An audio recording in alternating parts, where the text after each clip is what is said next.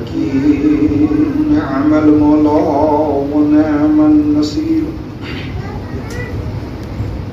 ما شاء الله لا حول ولا قوة إلا بالله العلي العظيم أعوذ بالله من الشيطان الرجيم بسم الله الرحمن الرحيم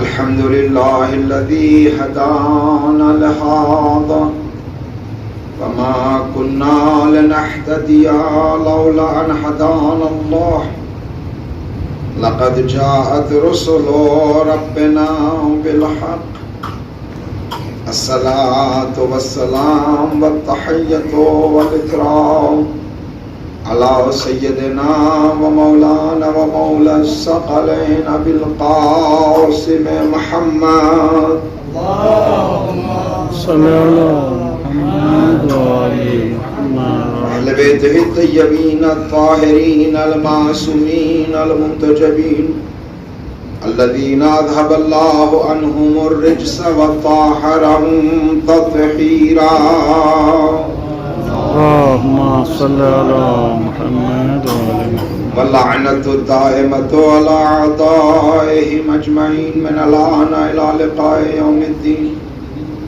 أما بعد فقد قال علي بن الحسين عليه الصلاة والسلام لو كانوا كذلك لخرجوا من حدود الإنسانية إلى حد البهيمية صلوات بيجي محمد عليه اللهم صل على محمد وعلى محمد عجل فرجهم آج کے دن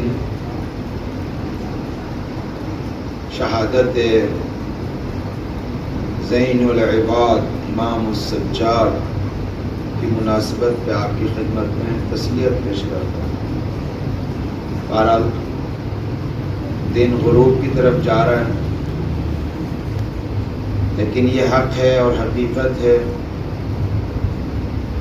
کہ ان دنوں میں تشیع آرام سے نہیں ہے، مصیبت میں ہیں، غمزدہ ہیں۔ ظاہر سی بات ہے جب سر سے سرپرست کا سایہ ہٹ اٹھتا ہے تو انسان مصیبت میں ہوتا ہے۔ کیوں نہ ہم ایک دوسرے کو پرسا دیں اور سب مل جل کے اس وارث حقیقی کو پرسا دیں جس کے دسترخوان سے ہم ارتزاق کرتے ہیں۔ یہی شخصیات ہیں، یہی بزرگوار ہیں، یہی رہبران الہی ہیں جن کی عنایات سے ہم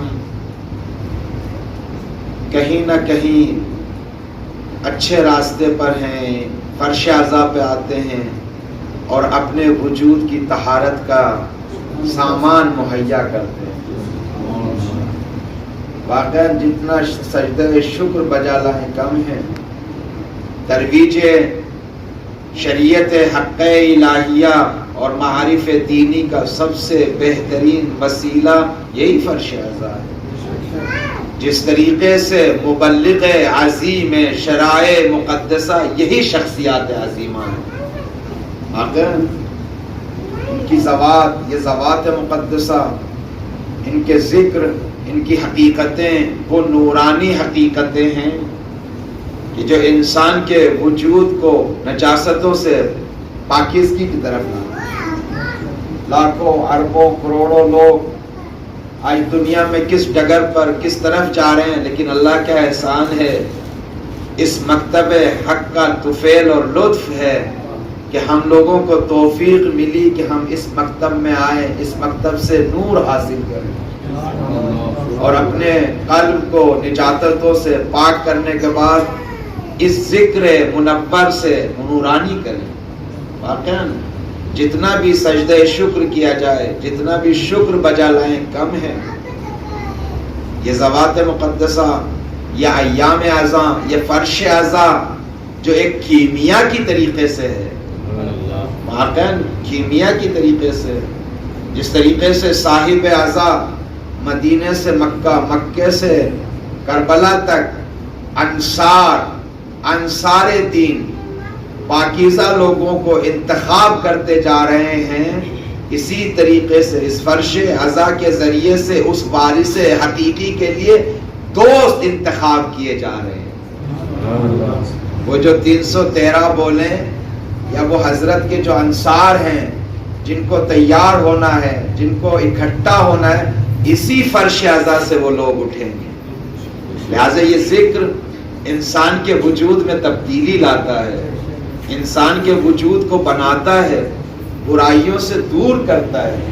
امام سجاد علیہ السلام جن کی ذات سے آج کا دن منسوب ہے، آپ صحیفہ کاملہ کا مطالعہ فرمائیں۔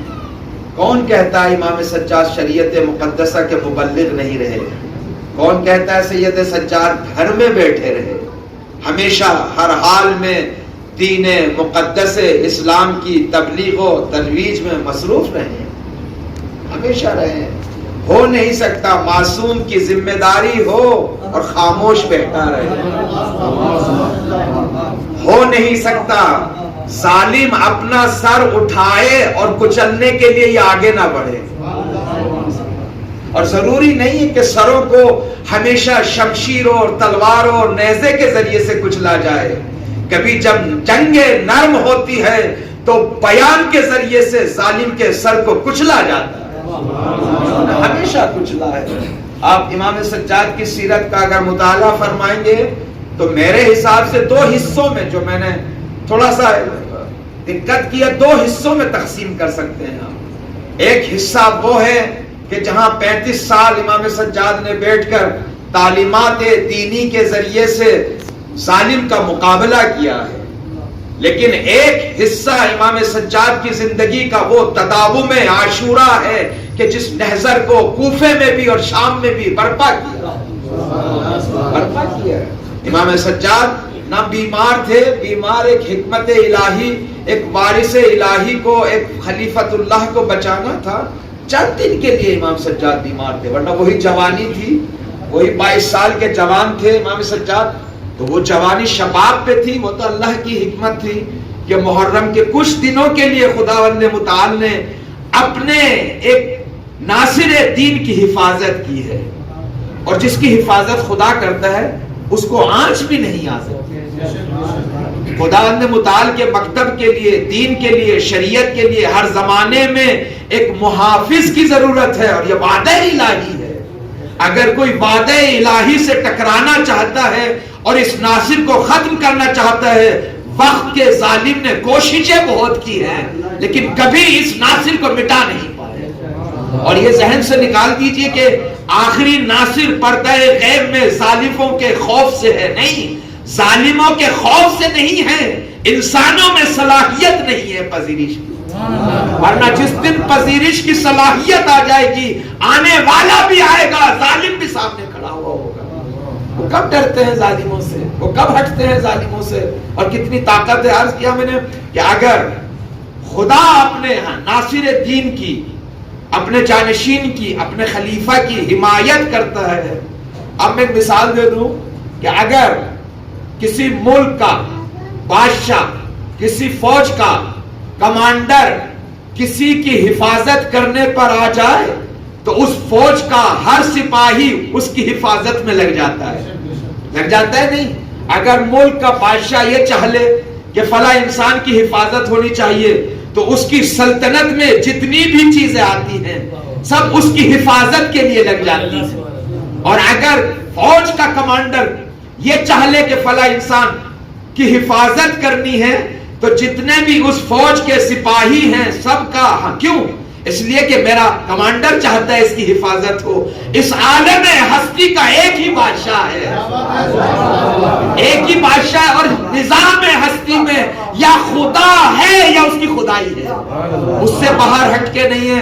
جیسے میرے تیسرے امام نے فرمایا، کسی نے آنے کے بعد کہا کہ اگر میں گناہ کروں تو کر سکتا ہوں فلاں، تو حضرت نے فرمایا اس کی سلطنت سے نکل جاؤ، گناہ کر لو، اس کا رزق نہ کھاؤ، گناہ کر لو، وہ تمہیں جہنم میں بھیجے اور تم نہ جانے پر قدرت رکھتے ہو تو گناہ کر لو۔ اس کا مطلب یہ ہے کہ نظام ہستی میں یا خدا ہے یا اس کی خدائی ہے۔ اگر شیطان، وقت کا یزید، وقت کا معاویہ، وقت کا استکبار یہ سوچتا ہے کہ ہم بھی کچھ ہیں، یہ تو اس کی مصلحت اور حکمت ہے، یہ کہنے کی اجازت دے رہا ہے، ورنہ اس کی قدرت کے سامنے کسی کی قدرت نہیں، اس کی حکمت کے سامنے کسی کی حکمت نہیں، اس کی بادشاہت کے سامنے کسی کی بادشاہت نہیں۔ وہ قہار مطلق ہے، یہ مت سوچئے کہ وہ قیامت کے دن قہار ہے، للہ الواحد القہار روز قیامت نہیں ہے، روز قیامت تو حجاب ہٹیں گے، سب دیکھیں گے۔ یہاں پہ چونکہ حجاب ہیں، غفلتیں ہیں، دنیا کی رنگینیوں میں مبتلا ہیں، انسان قلب کی طرف رجوع نہیں کر پا رہا ہے اور حقائق کو پہچاننے کی کوشش نہیں کر پا رہا ہے، تو ہم سوچتے ہیں تھوڑی سی قدرت اس کے پاس ہے، تھوڑی سی قدرت اس کے پاس ہے، تھوڑی سی طاقت اس کے پاس ہے، تھوڑی سی طاقت اس کے پاس ہے، در حالی کہ جو مبدأ اصلی ہستی ہے، تمام طاقتیں اس کی ہیں، تمام قدرتیں اس کی ہیں۔ یہی وجہ ہے کہ نہ صرف نماز میں کہتے ہیں، حقیقت اشیاء کو نماز میں تبعید کیا ہے، اس لیے نماز میں بولا جاتا ہے، ورنہ ہم اٹھتے ہیں تب اس کی طاقت سے، بیٹھتے ہیں تب اس کی طاقت سے۔ یہ تو نماد حقیقت ہے، یہ تو نماد حقیقت ہے۔ اور جس عاشور کا ہم ذکر بجا لا رہے ہیں، اور جس عاشور کے تداوم میں ان 5 دن کو سید سجاد کے نام سے ذکر کر رہے ہیں، یہ واقع ادام عاشور ہے اور ادام تعلیمات عاشور ہے۔ یہ مت سوچئے کہ عاشور ختم ہو گیا ہے، اگر وارث عاشور زندہ ہے تو عاشور زندہ ہے، اگر وہ حقائق الہیہ زندہ ہیں تو حسین بھی زندہ ہیں۔ تبھی تو یہ جملہ اہل معرفت کا میرے یاد آ رہا ہے، اس لیے عرض کر رہا ہوں، اگر یہ جملہ بحققنی بحقائق اللہ، چاہوں گا خدایا مجھے حقائق الہیہ میں متحقق کر دے، میرے ساتھ ہیں آپ لوگ، تحقق انشاءاللہ بعد میں یا ابھی آپ مطالعہ کرتے ہوں گے، پڑھا ہوگا، تحقق ایک خاص تعبیر ہے، اور یہ تعبیر اس وقت بولی جاتی ہے جب لکڑیوں کو آگ کے حوالے کر دیں اور یہ لکڑیاں آگ بن جائیں، تب کہتے ہیں یہ لکڑیاں متحقق ہو گئی آگ میں، سمجھے نہیں؟ تو اگر امام حسین یہ کہتے ہوئے نظر آتے ہیں وَحَقِّقْنِي بِحَقَائِقِ اللَّهِ، خدایا مجھے حقائق الہیہ میں متحقق کر دے، اسی کے ایک جلوے کو عاشور کہتے ہیں۔ اہل معرفت کہتے ہیں کہ امام حسین کا یہ جملہ اللہ نے قبول کیا تو عاشور وجود میں آئی ہے۔ حقائق الہی کس کو کہتے ہیں؟ حقائق الہیہ کہتے اس کو ہیں کہ جو کچھ ہے جلوہ خدا ہے، جو کچھ ہے فانی الہی ہے، جو کچھ ہے اس کے سامنے منکر فانی ہے۔ کربلا میں سب نیتیں ٹوٹ گئی ہیں، سب جلوات الہیہ ہیں، جس کو زینب کبریٰ نے دیکھنے کے بعد یہی کہا ما رأیت الا جمیلا۔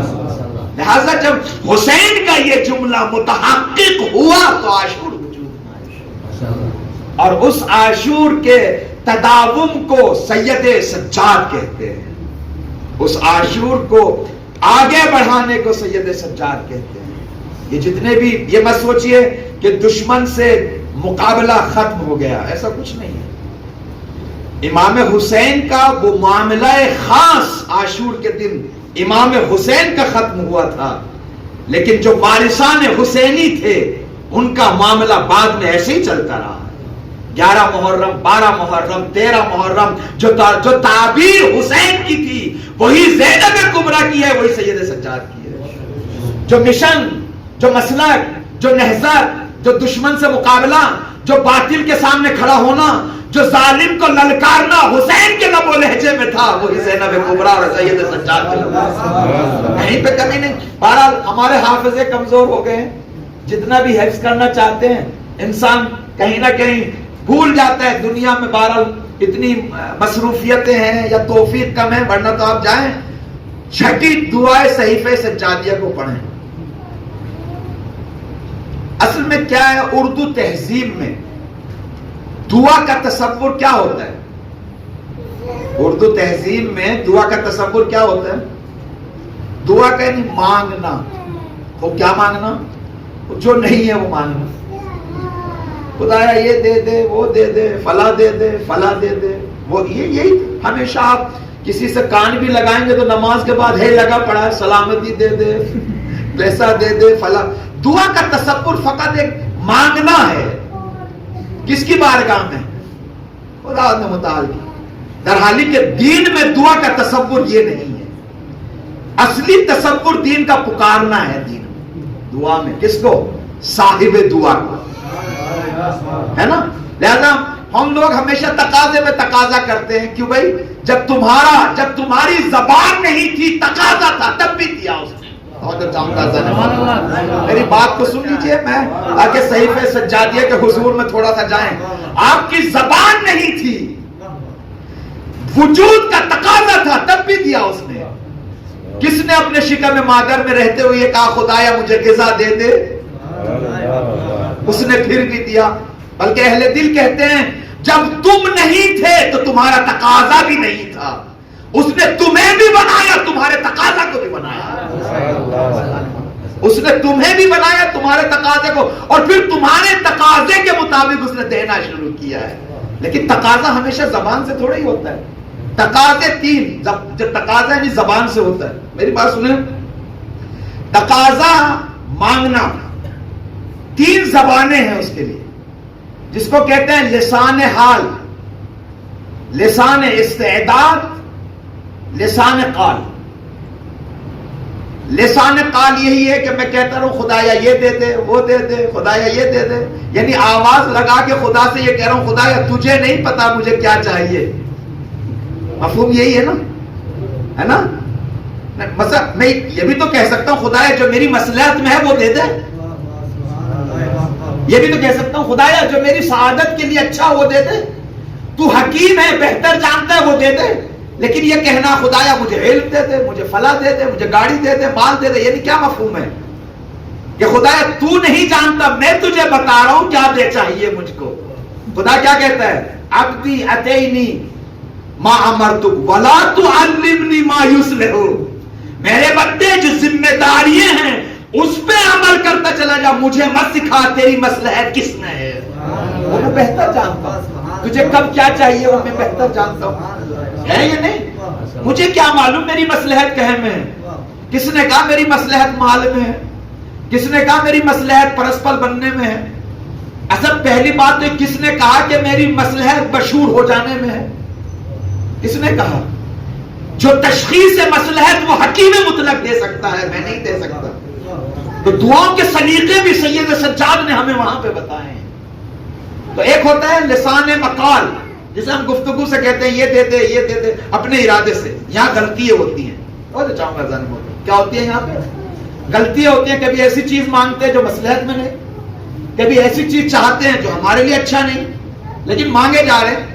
ایک ہوتا ہے لسان حال. لسان حال مثلا آپ باہر نکلیے، ایک فقیر ہے جو گلی کے کارنر پہ بیٹھا ہوا ہے، کپڑے پھٹے ہوئے ہیں، پیٹ کمر سے ملا ہوا ہے. توجہ چاہوں گا ذہن میں، کمر سے اس کا پیٹ لگا ہوا ہے، ہونٹوں پہ خشکی ہے، آنکھیں اندر گڑی ہوئی ہیں، کپڑے پھٹے ہوئے ہیں. تو آپ کتنے بھی 10 قدم آگے بڑھ جائیں واپس آئیں گے. کیوں؟ اس نے تو مانگا نہیں، کہا نہیں، زبان سے نہیں مانگا لیکن حالت تقاضا کر رہی ہے. کہا حضور ارے مت دیجیے، کا خبردار، اس میں جھوٹ ہو سکتا ہے مجھے دے دو، اس میں جھوٹ نہیں ہے. یعنی کوئی بھی انسان جو مزاج سالم رکھتا ہے، مزاج سالم، اگر غفلت میں 2 قدم آگے بھی بڑھ جائے تو واپس آتا ہے. تاکہ اس کو کیوں؟ اس لیے کہ ہو نہیں سکتا کہ تقاضا لسان حال ہو نہ دیا جائے، ہے نا. انسان بھی گزرتا نہیں ہے جب تک اس کو دینا ہے. ارے کوئی پوچھے تو پلٹ کے کہتے جانتے نہیں بھوکا ہے. کیوں بھائی؟ اس نے کہا ہے کہ تمہیں نہیں پتا. ایسی زبان سے کہہ رہا ہے تو جھوٹ نہیں بولتی. اور چاہوں گا ذہن محترم، دیکھ نہیں رہے کیفیت، کنڈیشن دیکھ نہیں رہے، پیٹ کمر سے ملا ہوا لگا ہوا ہے، ہونٹوں پہ خشکی ہے، آنکھیں گڑی ہوئی ہیں، نہا کتنا ضعیف ہے، کتنا فلا ہے، بول نہیں پا. اس کو کہتے ہیں زبان حال. ایک ہوتا ہے زبان استعداد. کس کو کہتے ہیں؟ کیا؟ لسان استعداد. لسان استعداد کسے کہتے ہیں؟ لسان استعداد اس کو کہتے ہیں کہ جیسے ہی یہ بچہ منی کی حالت میں تھا، نطفے کی حالت میں آیا، نطفے کی حالت سے مزغہ بنا، علقہ بنا، فلا بنا، ہڈی آئی، گوشت چڑھا. جب 4 مہینے کا ہو گیا، اب اس کی استعداد تقاضا کر رہی ہے کہ میرے اندر روح کو ڈال دے، ہے نا. بہت ساری مثالیں اس کے لیے ہیں. یا مثلا فرض کریں ایک انسان جب اپنی صلاحیتوں کو اوپر لاتا ہے اور جب بالکل جیسے زمین کو جب کسان آمادہ کرتا ہے اور اس میں پانی دیتا ہے، اس کو سینچتا ہے، سب آمادہ کرتا ہے، تو زبان استعداد اس کو کہتی ہے میرے اندر دانا ڈال فوراً اگے گا. ہے یا نہیں؟ اس کو کہتے ہیں لسان استعداد. دونوں لسانیں جھوٹ نہیں بولتی. توجہ چاہوں گا اذان محترم، دونوں لسانیں نہ لہذا ہم حوضے میں کیا کرتے ہیں؟ ہم حوضے میں کرتے ہیں کہ اپنی استعداد کو اوپر لے کر آئے تاکہ فیض اللہ کی طرف سے لے سکیں. اس کو کیا کہتے ہیں؟ لسان استعداد. ابھی بچہ ہے، بچہ ابھی دوسری کلاس میں، اب آپ اس کو 10ویں کلاس میں بٹھائیں، کیا کہتے ہیں اس کی لسان استعداد؟ میں 3ویں کلاس کا شاگرد بن سکتا ہوں، 10ویں کا نہیں. یعنی صلاحیت رکھتا ہوں 10ویں کلاس، تیسری کلاس میں، 10ویں کلاس میں صلاحیت نہیں رکھتا. ٹھیک ہے نہیں؟ تو یہ تقاضا زبان استعداد سے اس کی بارگاہ میں دعا ہو رد نہیں ہوتی، رد نہیں ہوتی کبھی بھی. زبان حال سے تقاضا ہو تب بھی رد نہیں ہوتی، اس لیے کہ وہ حکیم ہے، قادر مطلق ہے، جواد مطلق ہے. ہو نہیں سکتا تقاضا سچا ہو نہ آئے. ہو نہیں سکتا کہ تقاضا سچا ہو اور ادھر سے عطا نہ ہو. عطا تو ہر حال میں ہوتی ہے. بہرحال اس موضوع کی طرف نہیں جانا چاہتا کہ اگر زبان مقال سے بھی مانگا جائے تب بھی خدا دیتا ہے، تب بھی دیتا ہے. اور اگر یقین نہیں آ رہا تو جائیے ان روایات کو پڑھیے. جب حشر اکبر ہوگا تو مومنین حسرت کرتے ہوئے ہوں گے کاش دنیا میں میری دعا قبول نہ ہوتی جس کا بدلہ مجھے آج مل رہا ہے. ہو نہیں سکتا زیادہ تقاضا ہو. لیکن جو تقاضا زبان حال میں ہے اور زبان استعداد میں ہے وہ خوبصورتی زبان مقال میں نہیں ہے. ہو گئی بات یہ نہیں؟ تو یہ دعا جو امام سجاد علیہ الصلوۃ والسلام نے، آپ ساری دعاؤں کو پہلی دعا سے لگا کے آخری دعا تک کا مطالعہ کیجئے خوبصورت طریقے سے. نہ زبان مقال ہے صرف، بلکہ معاشرے کی استعداد کو بیان کیا جا رہا ہے، زبانے کے حالات کو بیان کیا جا رہا ہے. خدایا ہمیں معاشرے کو ایک ایسی زبان حال دے دے جس کے ذریعے سے ہم ظالم کے سامنے کھڑے ہو سکے، مظلوم کا ساتھ دے سکے. لوگ معمولاً یہ کہتے ہیں کہ کربلا میں سب شہید ہو گئے. پہلی بات تو معاف کیجئے گا، میں نے ایک دن بھی یہاں اشارہ کیا تھا، تفصیل سے بیان نہیں کیا تھا. یاد رکھیے کربلا ظلم گریزی نہیں ہے، بلا گریزی نہیں ہے. میرے ساتھ آپ لوگ ظلم نے چھوڑیے، مصیبت گریزی نہیں ہے، بلا گریزی نہیں ہے، غم گریزی نہیں ہے، بلکہ مصیبت کا استقبال ہے کربلا. چونکہ اس وادی عرفان میں جس وادی پر حسین کھڑے ہوئے تھے وہاں پہ تعبیر بس ایک ہی حسین کی زبان پہ تھی، ارضیت عنی. کبھی تعبیر ہم لوگ نہ مزاج میں تلطیف آیا ہے، نہ روح پاکیزہ کی طرف چلی ہے، نہ قلب اتنا نرم ہوا ہے، نہ کسی کو اتنا محبوب بنایا ہے جہاں پہ یہ کہتے ہوئے نظر آئیں کہ آپ میری حرکت پہ راضی رہیں، آپ میرے دینے پہ راضی ہیں، کیا آپ راضی ہو گئے؟ کچھ بھی دیتے چلے جائیں یہی سوال آئے گا، ارضیت عنی، ارضیت عنی. کربلا ظلم ہو، کربلا مصیبت ہو، بلا ہو، امتحان گریزی نہیں ہے، بلکہ ایک سالک عارف عاشق خدا کے سامنے ارضیت عنی ہر قربانی کے بعد یہی کہہ رہا، کیا تو راضی ہو گیا؟ کیا تو راضی ہو گیا؟ کیا تو راضی ہو گیا؟ اس کو کہتے ہیں آپ نہیں جانتے اللہ تک پہنچنے کے لیے چارہ نہیں ہے ان 2-3 باتوں کو. امام سجاد کی تعلیمات میں نے کیا چھٹی دعا کو آپ صحیح سجادیہ کی پڑھی ہے، اللہم وفقنی فی یومنا ھذا وفی لیلتنا ھذہ. پھر حضرت وہاں پہ کتنی چیزوں کا ذکر کرتے ہیں، اسی کی تشریح میں تھوڑا بیان کرنا چاہتا ہوں. قرب الہی کے لیے 2 مسیر ہیں، بہت ساری مسیریں ہیں، 1-2 مسیر کی میں تشریح کر دوں فقط، 1-2 مسیر. ایک صلوات بھیجتے محمد آل محمد.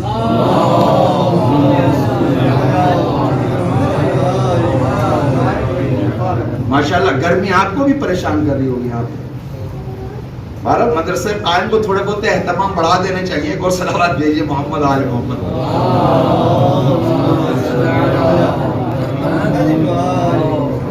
قرب الہی کے لیے مختلف راہیں ہیں قرب الہی تک پہنچنے کے لیے. اس راہ کو میں توضیح نہیں دینا چاہتا, بعدد انفاس راہیں ہیں, اس کو نہیں بیان کرنا چاہتا ہوں. بیدہی ملکوت کل شے کون سی راہ ہے؟ میری طرح متوجہ ہے. بیدہی ملکوت کل شے کون سی راہ ہے؟ ہر شے کی ناسیہ اور ملکوت اللہ کے راستے ہاتھ میں ہے. ایک راہ دیجیے ہر شے کی ہے. ایک اور صلوات بھیج دے محمد آل محمد.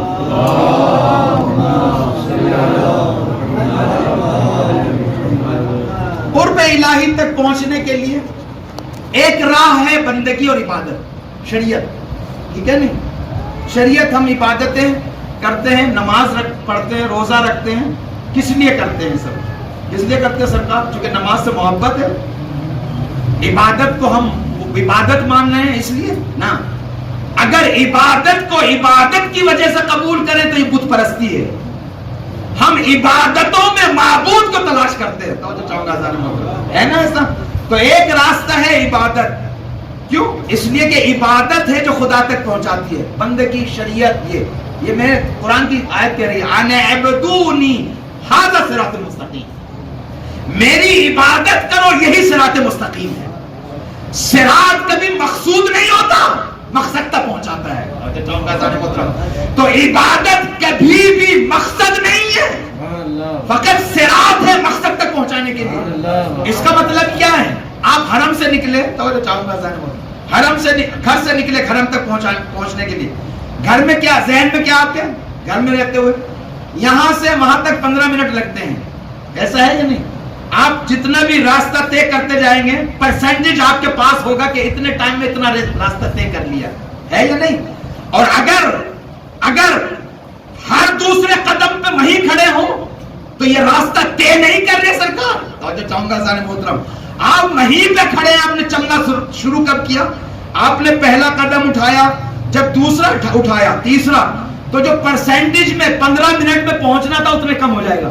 کیوں؟ اس لیے کہ صراط اتنا آپ نے راستہ گزار دیا ہے. اب اگر شریعت بھی صراط ہے اللہ تک پہنچنے کے لیے تو یہ ہمیں حساب کتاب کرنا پڑے گا کہ ابھی تک کتنے اعمال کے کتنا راستہ طے کیا ہے. اور اگر یہ کیفیت میرے وجود میں نہیں آئی تو سمجھ لیجئے ہم عبادتوں پہ کھڑے ہیں, صراط پہ نہیں چلے ہیں. یہ خوبصورت بحث ہے, خوبصورت بحث ہے کہ یہ عبادتیں صراط ہیں. اس کا مطلب یہ ہے کہ جب میں نے عصر کی نماز پڑھی تو اب میں وہاں نہیں کھڑا جہاں پہ ظہر کی نماز پڑھ رہا تھا کھڑا ہو کے. توجہ چاہوں گا, یہ مت کہ یہ مدرسے قائم میں ہے یا حرم میں نہیں. اگر آپ یہ مان لیں کہ شریعت صراط ہے تو ماننا پڑے گا کہ ہر پہلا قدم انسان کو زینہ بناتا ہے دوسرے قدم کے لیے. یعنی نماز ظہر انسان کو تیار کرتی ہے نماز عصر کے لیے, نماز عصر تیار کرتی ہے نماز مغرب کے لیے, نماز مغرب تیار کرتی ہے نماز عشاء کے لیے. یعنی ابھی آپ اس زینے پہ تھے, اب اس زینے پہ ہیں, اس کے بعد اس زینے پر ہیں. لیکن اگر میں نماز کی کیفیتوں میں وہیں محسوس کروں, سمجھ لیجئے کہ میں وہیں پہ گھوم رہا ہوں, سفر طے نہیں کر رہا ہوں. اور یہ کب ہوتا ہے سرکار؟ یہ اس وقت ہوتا ہے کہ جب ہماری توجہ نماز کے صحیح ہونے پہ رہے. کس پہ رہے؟ کس پہ رہے آگا جو صحیح نماز میری صحیح ہے نہیں, سارے شرائط کو میں نے انجام دیا ہے نہیں. توضیح المسائل میں لکھا ہے کہ 11 واجب ہے, اس میں سے اتنے رکنی ہیں, اتنے غیر رکنی ہیں, قبلہ رو ہونا چاہیے, وضو ہونی چاہیے, یہ شرائط ہونی چاہیے. اگر ایک نہ ہو تو کا نماز باطل ہو جائے گی. توجہ چاہوں گا, دن رات عالم سے پوچھتے ہیں, کتاب پڑھتے ہیں, ادھر دوڑتے ہیں, نماز میری صحیح ہونی چاہیے, نماز میری صحیح ہونی چاہیے, کوئی شرط نہ چھوٹ جائے, کوئی واجب نہ چھوٹ جائے. سرکار ایک واجب میں خلل آ گیا, کہ سرکار یہ بتائیے کہ رکنی تھا یا غیر رکنی؟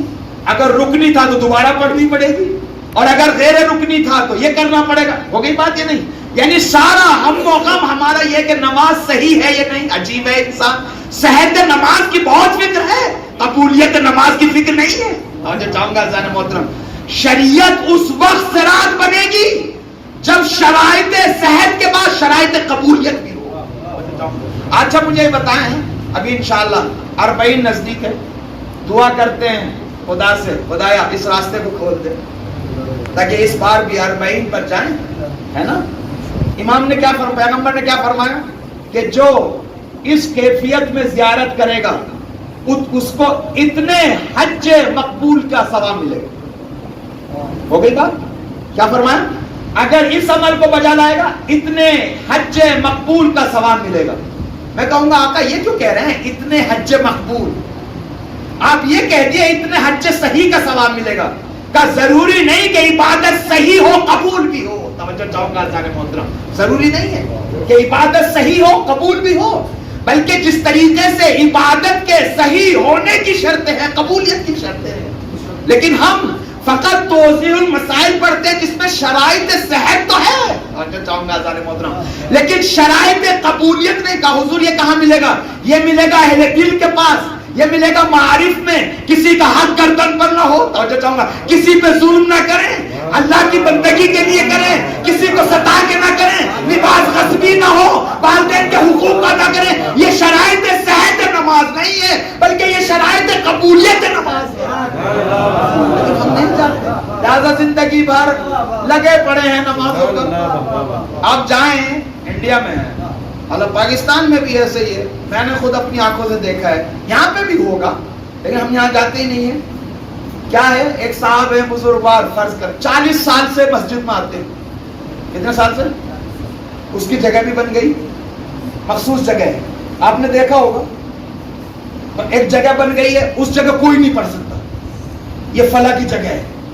اور اگر کوئی آ کے بیٹھ بھی جائے تو یہ تو ڈائریکٹ کہتے بھائی یہ میری جگہ ہے، یا پھر آ کے اذان سے 15 منٹ پہلے وہاں سجدہ کا رکھ دے گا اپنی. اور اگر کسی نے ادھر ادھر کر دی تو پارا گرم ہے، یا ڈائریکٹ کہہ دے گا میری جگہ ہے، یا کسی سے کہلوائے ہٹ جائیے بھائی ان کی جگہ ہے. اور یہ 40 سال سے جب دیکھتا کوئی بچہ مسجد میں آ گیا، لوٹا گر گیا پانی کا، وہیں سے چلا رہا ہے، یہ کیا کیا تم نے؟ مسجد میں خیال نہیں رکھتے. 40 سال سے میں آ رہا ہوں، توجہ چاہوں گا جانے میں، اس کا مطلب یہ ہے کہ 40 سال سے وہی کھڑا ہے جہاں تھا، وہیں کھڑا ہوا ہے 40 سال سے. اگر 40 سال کا سفر طے کیے ہوتا تو اس کی جگہ معین نہ ہوتی، کبھی یہاں ہوتا کبھی وہاں ہوتا. اس کا مطلب یہ ہے کہ وہیں کا وہیں کھڑا ہے. اس کا مطلب یہ کہ شریعت کو صراط نہیں بنایا بلکہ شریعت کو بت بنایا ہے. اور یاد رکھیے جس نے شریعت کو بت بنایا وہ شیطان بنا. کس نے کہا شیطان نے عبادتیں نہیں کی؟ کس نے کہا شیطان نے عبادتیں نہیں کی؟ آپ جائیے روایات میں پڑھیے، بلکہ ایک ایڈریس دے رہا ہوں، شرح چہل حدیث حضرت امام کو پڑھیے، امام خمینی. اس کو شرح چہل حدیث، اور یہ وہ کتاب ہے طالب علم کے سراہنے ہونی چاہیے، چونکہ امام خمینی وہاں پہ کہتے ہیں میں علم اخلاق نہیں رکھ رہا ہوں، خود اخلاق کو بیان کر رہا ہوں. علم اخلاق الگ چیز ہے، خود اخلاق الگ چیز ہے. فرماتے ہیں کہ 6000 سال، میری بات کو سنیے، 6000 سال سجدوں کا نتیجہ ہے شیطان. اگر شیطان 6000 سال سجدے نہ کرتا شیطان نہ بنتا. توجہ کیا آپ نے؟ یعنی کیا؟ یعنی اس کا مطلب یہ کہ اگر عبادت کو اپنے لیے بجا لائے تو شیطان بناتا ہے، اور اگر عبادت کو صراط بن کے بنائے تو بندہ بناتا ہے. یہی عبادت آپ دیکھ لیجئے، آپ دیکھ لیجئے. اور یہ پہلے سے چل رہا ہے، دشمن کی سازش ہے یہ سرکار. کس کی سازش ہے؟ کس کی سازش؟ میں بتاؤں، جب امام سجاد مدینے میں پہنچ گئے تو جناب ابو الفضل العباس کے بیٹے سے ایک جملہ فرمایا حضرت، آپ نے بھی پڑھا ہوگا مقاتل کی کتابوں میں. حضرت نے فرمایا کل یتقربون الی اللہ بدم الحسین.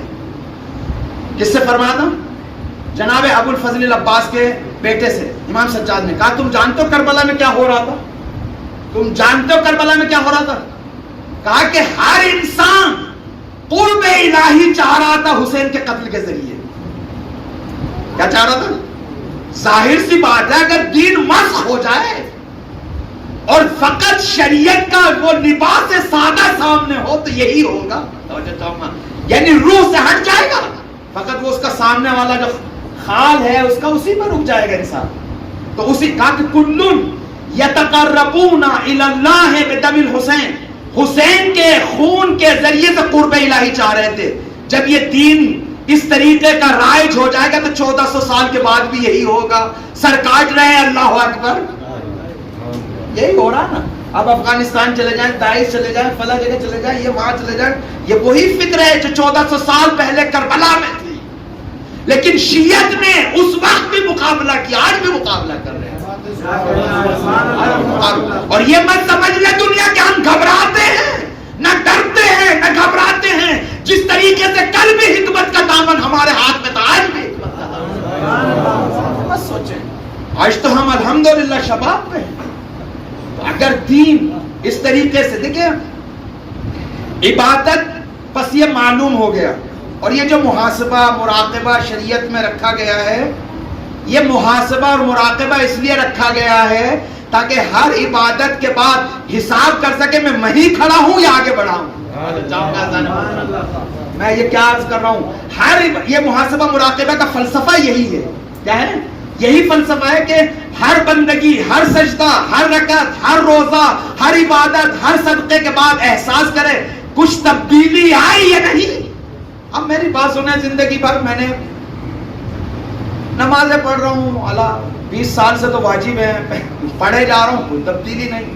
اس طرح کہ شریعت نے کہا کہ ان الصلاۃ تنہی عن الفحشاء والمنکر, نماز برائیوں سے روکتی ہے, اور زکوٰۃ طہارت لاتا ہے, فلاں یہ کرتی ہے, جبکہ میں سب پہ انجام عمل کر رہا ہوں لیکن کسی اثر کو وجود میں نہیں دیکھ رہا ہوں. اس کا مطلب یہ کہ سفر کا آغاز ہی نہیں کیا. اور جو چاہوں گا اگر سفر کا آغاز ہو جاتا, سفر کا کیا ہو جاتا, آغاز ہو جاتا, تو یہ ماننا پڑے گا آپ کو کہ ابھی آپ یہاں نہ کھڑے ہوتے. جو پہلا والا سفر ہے وہ طے کر چکے ہوتے, اور جب پہلے والے سفر کو طے کیے ہوتے وہ آپ کے وجود میں ہوتا.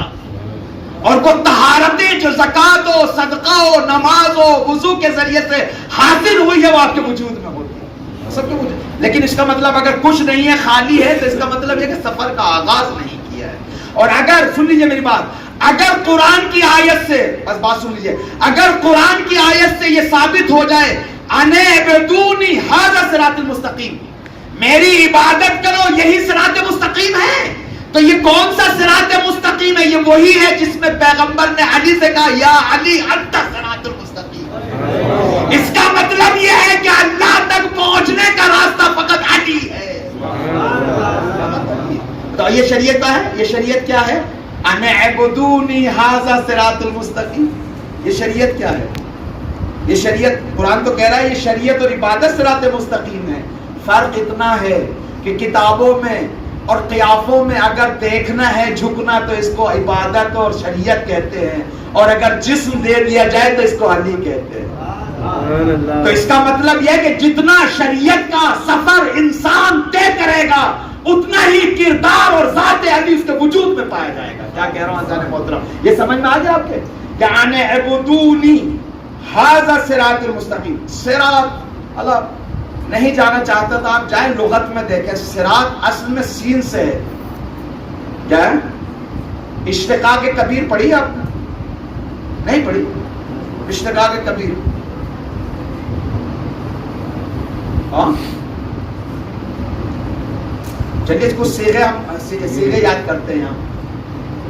ایک کہتے ہیں گردان کبیرہ ہے, ایک صغیرہ ہے. ہاں صغیرہ کس کو کہتے ہیں؟ چھوٹی. کبیر کس کو کہتے ہیں؟ جس میں مشتقات, سب میں مشتقات ہوتے ہیں, چھوٹی بڑی میں. ہاں سر. ایک کہتے ہیں اشتقاق کبیر. اشتقاق کبیر اس کو کہتے ہیں کہ دو کلمے میں جو اشتقاق ہے وہ اس طریقے آپ کیا اس میں صرف میں جو پڑھتے ہیں, مثلا فرض کریں جیسے صراط ہے, سین سے تھا, سین سے صراط جو ہے راستے کو کہتے ہیں. ہاں یا نہیں؟ سین سے صراط, سین سے جو صراط ہے اس کو نگلنے کو کہتے ہیں. عربی میں کس کو کہتے ہیں؟ نگلنے کو. بلعیدن اس کو کہتا ہے بلعیدن. پھر کیا ہوا اس میں اشتقاق کبیر ہو گیا, سین سواد سے بدل گیا, ہو گیا کیا؟ صراط. صراط کہتے ہیں بلعیدن. پھر اس راستے کو کس صراط کہا گیا ہے؟ چونکہ جتنا مسافر اس کو طے کرتا ہے اتنا می بلائے. میری بات سمجھ رہے کیا کہہ رہا ہوں؟ سمجھ رہے کیا کہہ رہا ہوں؟ جتنا سفر طے کرتا ہے اتنے اس کو نگلتا ہے نہیں؟ ہے یا نہیں؟ تو اس کا مطلب یہ کہ اگر شریعت صراط مستقیم ہے، جتنا آگے جا رہا ہے پہلی شریعت کو وجود میں محفوظ کرنا ہے، اور اگر یہ صراط وہی علی ہے تو جتنا آگے بڑھ رہا ہے اتنا کردار علی وجود میں محفوظ کرنا ہے. اگر کسی کے وجود میں کردار علی محفوظ ہو جائے، نہ ظالم کے سامنے سر جھکا سکتا ہے، نہ مصلحت تراشی کر سکتا ہے. اس کو کہتے ہیں صراط. صراط یعنی محفوظ کرنا، نگلنا اردو میں کہتے ہیں، فارسی میں کہتے ہیں بلعیدن، اس کو کہتے ہیں. لہذا جتنی ہم نے نمازیں پڑھی یہ سب پتہ ہی نہیں کہاں جا رہی ہیں. کہاں جا رہی ہیں یہ سیم پتہ کیسے میں کہاں کس موضوع میں پھنس گیا ہوں، لانا کہاں چاہ رہا تھا آپ کو. ایک صلوات بھیجتے محمد آل محمد.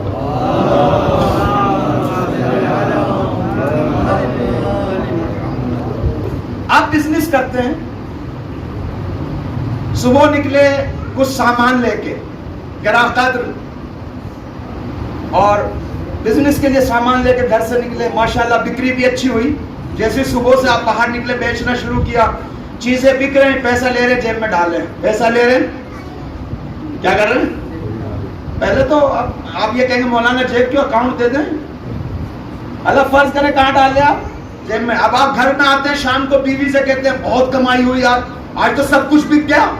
تو بیوی کہے گی ماشاءاللہ، لائیے سامنے رکھیے گنتے ہیں. اب جو جیب میں ہاتھ ڈالا جیب میں کچھ بھی نہیں.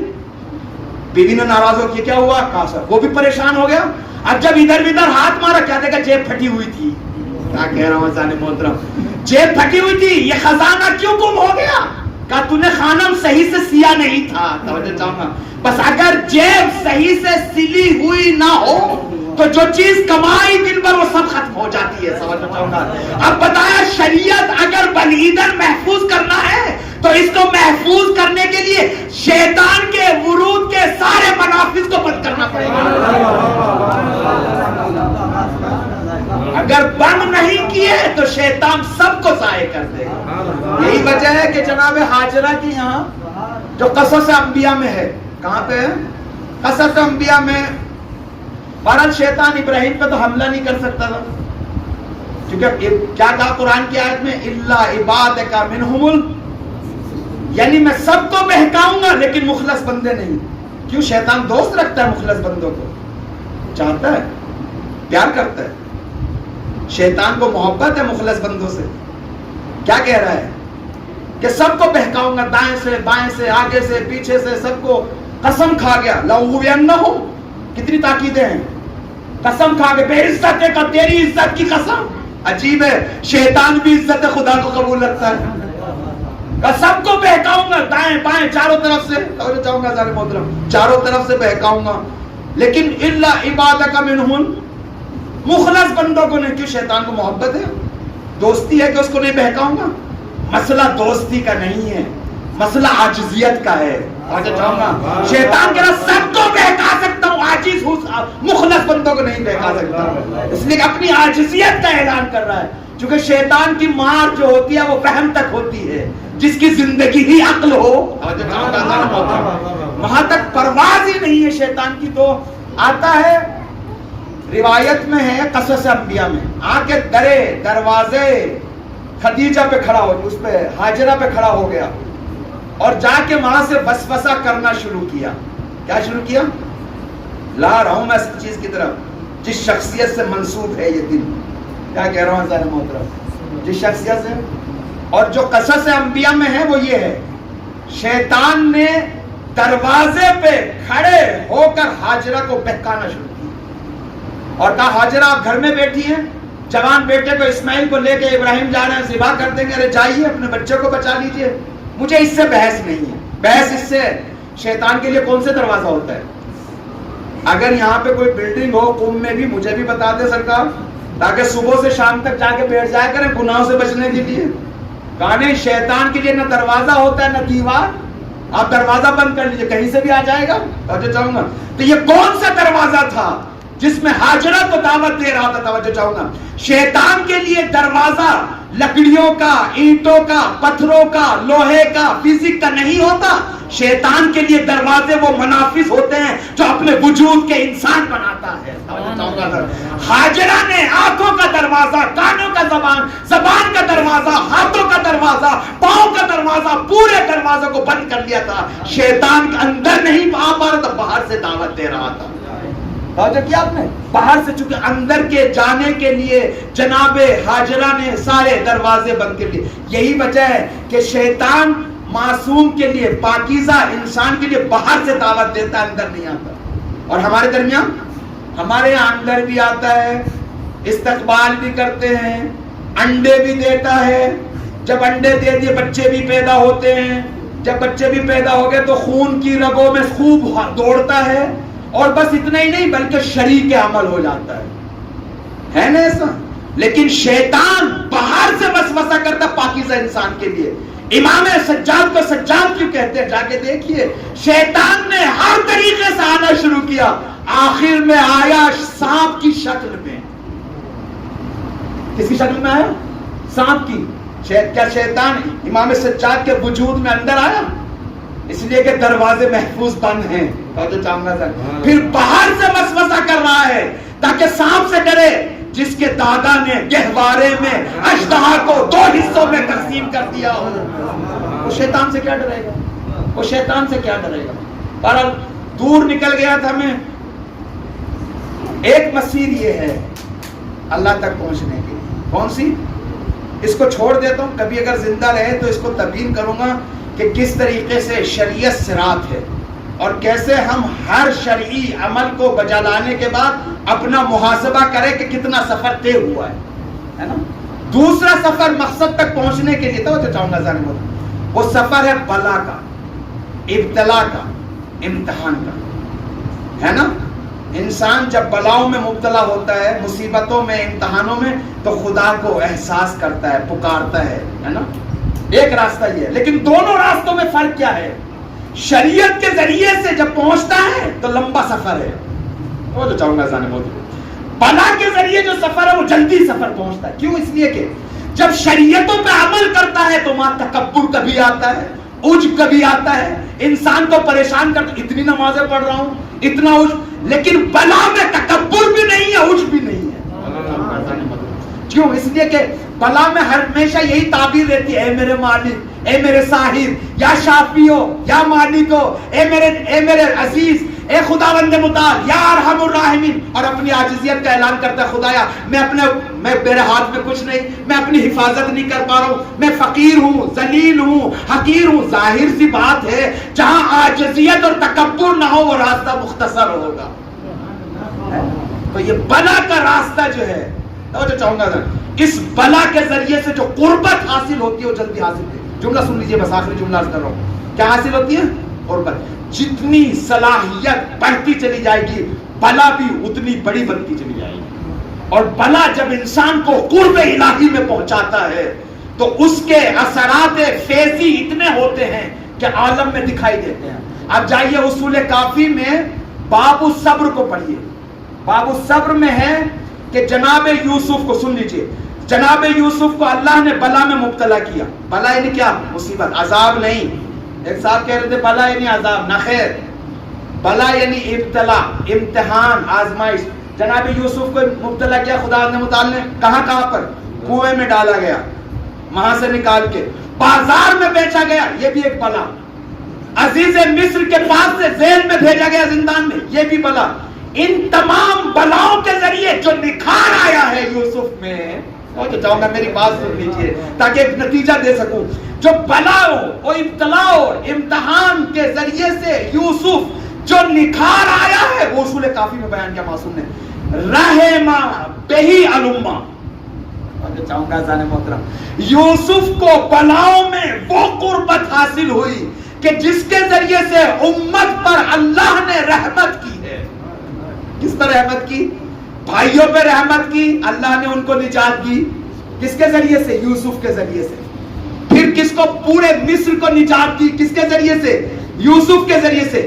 یہ یوسف کے ذریعے سے جو نجات دے رہا خداوند متعال، کس وجہ سے؟ چونکہ یوسف ان بلاؤں سے اس درجہ قرب میں پہنچ گیا تھا جس کے ذریعے سے بھائیوں کو بھی نجات ہے، امت مصر کو بھی ملا ہے۔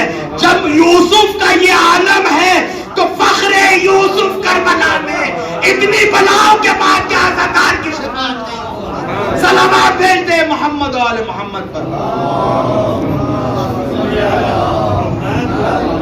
بلا ہے، ابتلا ہے، اور جب یہ مسئلہ آ گیا تو اب یہ مان لیجئے کربلا جائےگاہ بلا ہے، جائےگاہ ابتلا ہے۔ اور کیا شوق ہے، وقت زیادہ ہو گیا ختم کر دوں، کیا شوق ہے؟ چاہ رہا ہوں کہ ایک دو اشارے کروں، چونکہ مستقل آپ لوگوں نے اشرے سنے ہوں گے، محرم سنے صحیح سے۔ بسر سعد نے، مولانا بسر سعد نے اعلان کیا تھا کربلا میں، مقاتل کی کتابوں میں اعلان کیا تھا کہ جو بھی حسین کی طرف جائے گا اس کے گھر کو جلا دیا جائے گا، کیا جائے گا؟ ان کی عورتوں کو کنیز بنایا جائے گا، ان کے مردوں کو قتل، اس کو کیا کہتے ہیں اردو میں؟ دھمکی۔ کس نے دی تھی؟ اور یہ اعلان کر دیا تھا کہ جو بھی حسین کی طرف جائے گا اس کے گھر کو بھی مصاحبہ کریں گے، تصاحب کریں گے، اور اس کے مردوں کو سب کو قتل، گھر کو سب ختم کر دیا جائے گا۔ تو تقاضا کیا کرتا ہے؟ فہم و فکر کیا کہتی ہے؟ ارے بھائی چھپ کے مدد کر لیجئے، ایسے مدد کر لیجئے، کھل کے مت کیجئے۔ لیکن میں نے عرض کیا کربلا میں بلا سے گریز نہیں ہے، بلا کا استقبال ہے۔ چاہوں گا چونکہ میں یہی اصل بات یہ عشق ہے۔ عرفان کے زاویے سے اگر کربلا کو دیکھیں گے تو لطف آئے گا۔ وادی عشق ہے، عارف سالک لقاء الہی کے لیے مسابقہ دے رہا ہے۔ یقین نہیں آتا تو صبح عاشور دیکھ لیجئے، وہ اس سے آگے ہے، وہ اس سے آگے ہے، وہ اس سے مذاق کر رہا ہے، چونکہ لقاء میں جو چاہتا ہے پہنچ جائے معشوق تک، وہ مسابقے کی کیفیت ہوتی ہے۔ تو کربلا میں جب بسر سعد نے یہ اعلان کر دیا کہ جو بھی حسین کا، فرزند علی کا ساتھ دے گا اس کے گھر کو جلا دیں گے، انسانوں کو قتل کر دیں گے، تو لوگوں نے پتا کیا کرنا شروع کیا؟ صاحب نے تیروں پر اپنا نام لکھ کے اور اپنے گھر کا ایڈریس لکھنے کے بعد بسر سعد کی طرف پھینکنا شروع کر دیا۔ وادی عشق میں گھر بچائے نہیں جاتے، تقدیم کیے جاتے ہیں معشوق کی راہ میں۔ یہ کیا ہے؟ کربلا اس کا نام ہے۔ ورنہ کس نے کہا کہ کربلا حسین کی نظر میں صرف ایک بلا و مصیبت اور ایک مصیبت و پریشانی کا حال تھی؟ کربلا نہ مجبوری کا نام ہے امام حسین، یاد رکھیے، امام حسین کی مجبوری کا نام کربلا نہیں ہے۔ ایسا نہیں کہ حسین مجبور ہو گئے تھے تو کربلا آئے، ایسا کچھ نہیں۔ انتخاب حسین تھا، حسین کا انتخاب تھا کربلا۔ اور حسین، یہی تعبیر تھی امام حسین کے، جب مدینہ سے چلے تھے کیا کہا تھا؟ جب بیتوتا کیا تھا نانا کی قبر پہ تو کیا تعبیر تھی؟ رضا الہی۔ یہی تعبیر رہتی ہے ایک عاشق سالک راہ سلوک کے لیے زبان پہ، ارضیت عنی۔ کربلا میں حسین کی تعبیر، آپ جائے وہ جو آیت ہے یا ایتھا النفس المطمئنہ ارجعی الی ربک راضیۃ، اس میں جائے راضیۃ مرضیہ کا مطلب یہی ہے کہ ہر قربانی کے بعد خدا یہی کہتا ہوا نظر آتا ہے، ارضیت عنی۔ یہ وادی عشق ہے، یہ لقاء الہی کے لیے ہے۔ کربلا خوبصورت ہے، لہذا مقاتل کی کتابوں میں موجود ہے کہ ہر قربانی کے بعد حسین جس بہجت، جس سرور کا احساس کر رہے تھے، سجدہ شکر کر رہے ہیں، بہجت و سرور ہے۔ یہ کیسے سرور اور بہجت ہے؟ یہ سرور و بہجت وہیں آتی ہے جہاں ہر قدم پہ یہ احساس ہو کہ معشوق راضی ہو رہا ہے۔ کربلا اس وادی کا نام ہے۔ لہذا شب عاشور امام حسین علیہ السلام نے جب سب سے کہا کہ چراغ گل کر کے سب چلے جاؤ، جو جانا چاہے فلاں، مردوں کو اکٹھا کیا، خواتین کو اکٹھا کیا، جب خواتین آئے تو بچے بھی تھے، سب کو حضرت نے کہا، حتیٰ وہ راستہ بھی بتایا جس راستے کا استفادہ کر کے معاشرے میں انسان بدنام نہ ہو۔ کہا میرے اہل بیت کا ہاتھ پکڑ کے لے جاؤ، اور اگر کوئی انسان یہ کہے تم نے حسین کو تنہا چھوڑا، بول دینا کہ اس کے بچے کی جان بچائی۔ لیکن کوئی نہ گیا جو وہاں مخاطبین تھے، جو وہاں مخاطبین تھے۔ جب کوئی نہ گیا، جناب عباس نے گفتگو کا آغاز کیا، پھر اصحاب کھڑے ہوئے۔ ساری تعبیریں وہ تھی جو عشق میں بولی جاتی ہیں، 1000 مرتبہ جلایا جائے، زندہ کیا جائے، فلا کیا جائے، یہ کہاں بولا جاتا ہے؟ یہ وہاں بولا جاتا ہے جب یہ کہا جائے جان قربان، یہ بھی قربان۔ آپ نے وہ واقعہ سنا ہے جناب سلیمان کے زمانے میں، جب چڑے نے اپنی چڑیا سے کیا کہا؟ چاہو تو یہ کر دوں، چاہو تو وہ کر دوں، آخر میں کہا چاہو تو تخت سلیمان کو اٹھا کے لے آؤں۔ تو جب جناب سلیمان نے احضار کیا، بلایا، ہاں بھی کیا کہہ رہے تھے؟ کہا حضور سمجھ لیجئے، ظاہر سی بات ہے کہ عاشق کی ویلیو اتنی ہے جتنا معشوق ہوگا۔ یہ تو میں کہہ رہا تھا، روب جما رہا تھا، ورنہ میں کہاں، آپ کہاں حضور۔ لیکن حسین ہے عاشق خدا، یہ لے لو وہ لے لو، جو رسیتا نہیں، یہی تعبیر۔ شب عاشور جب سب بیٹھ گئے، ایک تقریر کی، اہل معرفت کہتے ہیں ایک تقریر کی ہے امام سے، جو تاریخ بشریت میں نہ اس سے پہلے ملتی نہ بعد۔ وہ تقریر کیا تھی امام حسین کی؟ سکوت، خاموش ہو گئے۔ خاموش کے بعد پتہ کیا ہوا؟ ایک تصویر حسین نے بنائی کربلا کی اور رونے لگے۔ جب حسین روئے تو سارے مرد روئے، جب سارے مرد روئے تو ساری خواتین روئے، سارے بچے روئے۔ کس بات پہ رو رہے تھے شب عاشور حسین؟ کس بات پہ رو رہے؟ کس بات پہ رو رہے؟ قربانی کے خوف سے۔ قربانی تو ان کی عادت ہے۔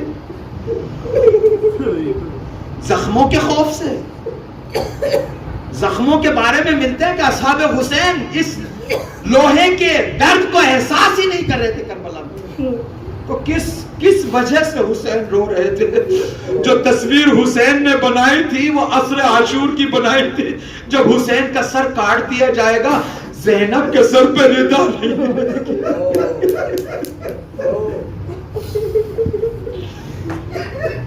بعض مقاتل کی کتابوں میں ملتا ہے، شب عاشور ایک راوی کہتا ہے میں نے دیکھا خیمے سے کوئی شخص نکلا اور وہ چلا جا رہا تھا، سایہ دیکھ کے میں بھی پیچھے پیچھے جانے لگا۔ کیا دیکھا؟ ایک گودال میں جا کے رونے لگے بیٹھ کے۔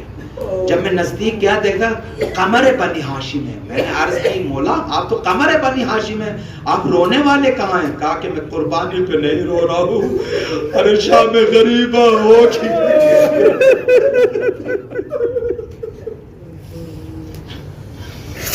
لیکن یہ سب کچھ عرضی تعانی کے مقام ہے۔ آج امام سجاد کی شہادت ہے، 35 سال ایسے ہی روتے رہے بابا، کم نہیں ہے عزیزو 35 سال۔ لیکن امام سجاد یہی کہتے تھے حق ادا نہیں ہوا رونے۔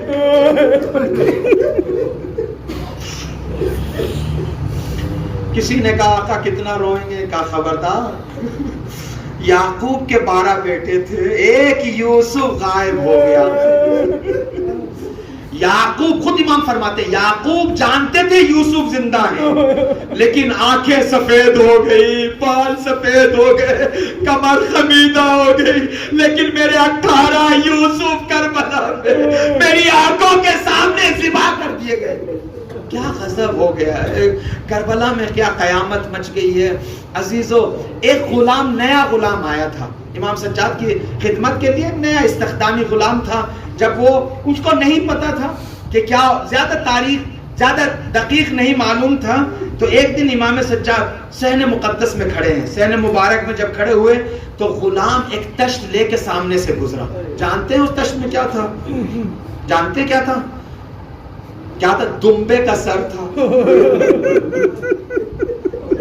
امام سجاد نے اس تشت کو دیکھا، کمرے کے اندر گئے، کمرے کا دروازہ چیخ مار مار کے، میں کہوں گا بولا کیوں رو رہا؟ ارے امام نے یہ تیسرا تشت دیکھا، ایک تشت کوفے میں دیکھا، ایک تشت شام میں دیکھا، ارے بابا کا سر تھا، دشمن کے ہاتھ میں چھڑی۔ جزاکم ربکم خیر الجزا۔ کیوں نہ روئیں سید سجاد، کیوں نہ روئیں. آخری وقت میں بیٹے کو وصیت کرتے ہیں, 2 وصیت کرتے ہیں اور جملہ فرماتے ہیں, بیٹا باقر, یہ وہ 2 وصیتیں ہیں جو عصر عاشور میرے پاپا نے مجھے کی ہیں. جانتا ہو کس عالم میں کی ہیں؟ خون میں غلطہ تھا میرا پاپا جب مجھے وصیت کی تھی. کہا تھا سجاد کسی بے کس پہ ظلم نہ کرنا, جس کا کوئی پناہ گار نہ ہو, جس کے کوئی پناہ گار نہ ہو اس پہ ظلم نہ کرنا. اور دوسرے یہ کہ حق کی راہ میں گامزن رہنا. باقر میں تمہیں یہی وصیت کر رہا ہوں. اور دیکھو باقر, اپنے ہاتھ سے غسل دینا, اپنے ہاتھ سے کفن دینا, اپنے ہاتھ سے سپرد خاک کرنا, وصیتیں کرتے چلے گئے. وصیت کے مطابق امام سجاد کو امام باقر نے غسل دینا شروع کیا. 2 میت 2 لاشیں تاریخ میں ایسے ملتے ہیں جس پہ غسل دینے والا چیخ مار کے رویا. ایک دادی کا لاشا تھا, فاطمہ کا لاشا, جب علی غسل دے رہے تھے چیخ مار کے روئے. پوچھنے والوں نے پوچھا کیوں رو رہے تھے؟ ارے کہیں پہ پسلی ٹوٹی ہوئی تھی, کہیں پہ تازیانے کے نشان تھے. ایک امام باقر ہے جو امام سجاد کے جنازے کو غسل دیتے ہوئے چیخ مار کے روئے. جب پوچھا گیا مولا کیوں روئے ہیں؟ کہا 35 سال کے بعد بھی. ارے خاردار توپ کے نشان, ہتھکڑیوں کے نشان, بیڑیوں کے نشان. جزاکم ربکم خیر الجزا. لے کر چلے صاحبان بنایا گیا. امو جان کی برابر میں دفن کر رہے ہیں, خود قبر میں اتار رہے ہیں. کیا گزر رہی ہوگی دل پر؟ میں کہوں گا آقا بابا کی وصیت پہ عمل کر لیا, وصیت کے مطابق غسل دیا, کفن دیا. لیکن میں تاریخ میں بنی اسد کا ایک بندہ کہتا ہے میں نے دیکھا 12 محرم کو, ارے ایک بندہ تھا جس نے منہ کو باندھ رکھا تھا. میں دیکھ رہا تھا, کبھی تیروں کو ہٹاتا تھا, کبھی پتھروں کو ہٹاتا تھا, کبھی ڈھیلوں کو ہٹاتا تھا. میں نے پوچھا بھائی کیا ہو گیا؟ کہا بابا کا لاشا تو اتار دیا ہے. ارے ایک انگلی بابا کی.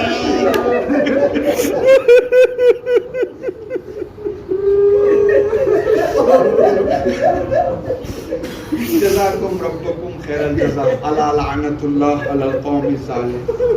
سیعلم الذین ظلموا.